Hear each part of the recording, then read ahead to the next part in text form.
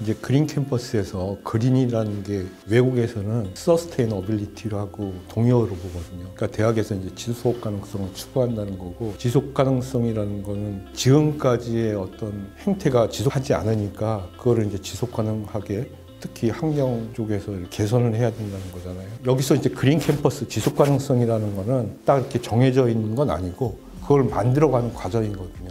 우리가 추구하려고 하는 것이 답이 있는 게 아니라 그 방향성은 있지만 모든 사람들이 참여해서 만들어가는 거기 때문에 사실은 우리나라에서 그린 캠퍼스 평가하는 데가 없어요. 외국에서는 그런 평가를 학생들도 하고 다른 기관에서도 하거든요. 근데 우리나라는 공식적으로 이렇게 대학의 지속 가능성이나 그린 캠퍼스 이런 거를 평가하는 데는 없어요. 그 외국에는 대학들이 이런 쪽에 관심을 가지고 대학마다 이런 거를 관리하는 부서들이 다 있어요. 그러니까 홈페이지를 독자적으로 운영을 하고 있거든요. 그린 캠퍼스라는 게 단순히 에너지만 절약하는 것이 아니라 전체적으로 생활 환경을 갖다가 바꾸는 그런 것들이거든요.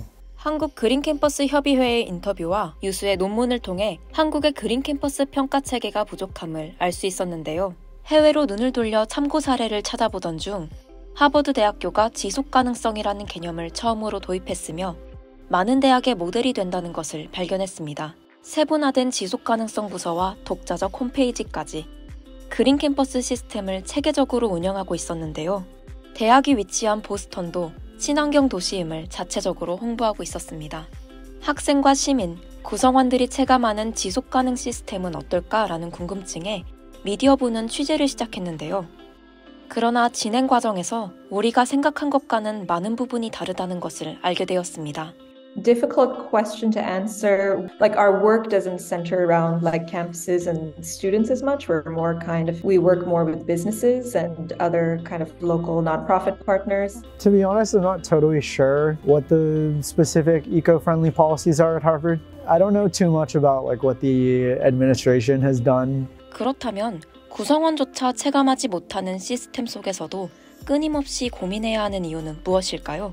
그리고 학생들의 일상과 대학의 환경 정책 간의 괴리는 왜 발생하는 것일까요?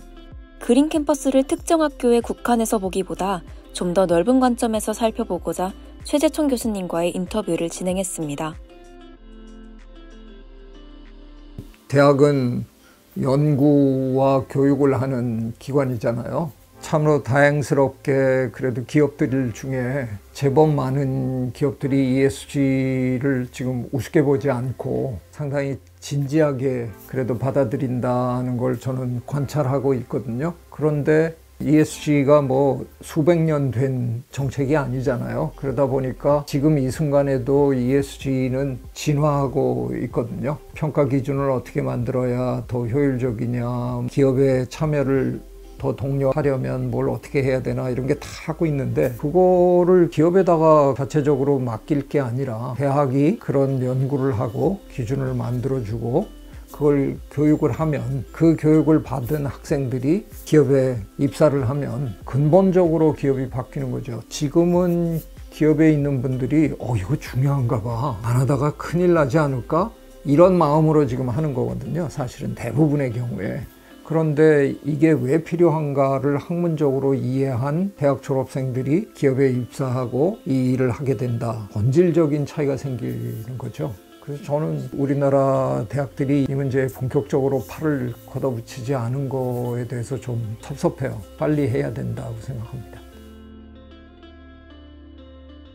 저는 이제 가끔 이런 생각해봐요. 우리나라는 학생에 대한 배려가 지나칠 정도로 좋은 나라거든요. 그래서 마치 국가도 대학에게 뭐를 지나친 거를 요구하는 거에 대학이 공부하고 연구하는데 방해가 될까봐 그런 걸 걱정하는 것 같아요. 그래서 대학은 상당히 많은 부분에서 에너지 절약 뭐 이런 데서 국가가 봐주는 기관이잖아요. 세금도 많이 깎아주고. 그래서 사실은 대학의 건물들은 지극히 방만한 건물들이잖아요. 그냥 불도 안 끄고. 그냥 켜놓고 뭐 저 냉난방도 그냥 막 하고, 저는 어쩌면 학생들에게도 동일한 이런 기분이 있는 건 아닐까. 너희들은 이런 것까지 걱정하지 말고 공부나 열심히 해. 약간 그런 분위기를 전 느껴요. 사실은 근데 이런 문제일수록 사실 대학이 제일 먼저 치고 나가야 되는 문제거든요. 적어도 대학을 최고의 교육기관을 거쳐가는 그런 지성인이라면 우리 사회가 안고 있는 그런 문제들에 적어도 대학생이라면 관심을 가져야 된다고 저는 생각해요.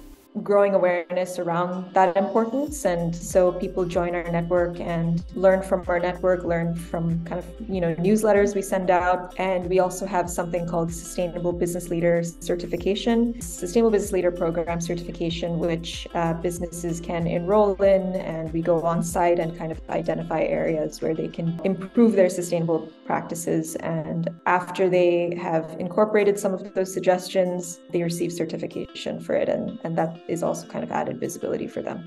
And I think all the future engineering, science projects that Harvard takes on from now on will have more of an eco-friendly focus, because that the administration has focused on a lot. Especially, we have a new president of the university being sworn in early July, Claudine Gay, and she's talked a lot about sustainability as one of the tenets of her future administration. And so I think in the future, you'll see a lot more Harvard students be more aware of the importance of environmental protection, and this coming from an administrative level as well.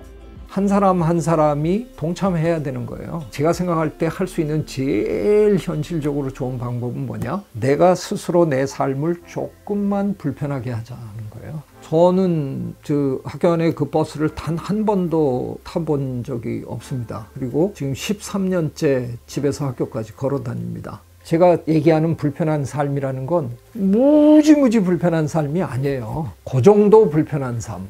그러니까 모두가 이 정도만 불편하게 살아도 저는 주변 자연 환경이 훨씬 편안해 할 거라는 생각입니다. 함께하는 조금 불편한 일상이 모여 그린 캠퍼스가 만들어집니다.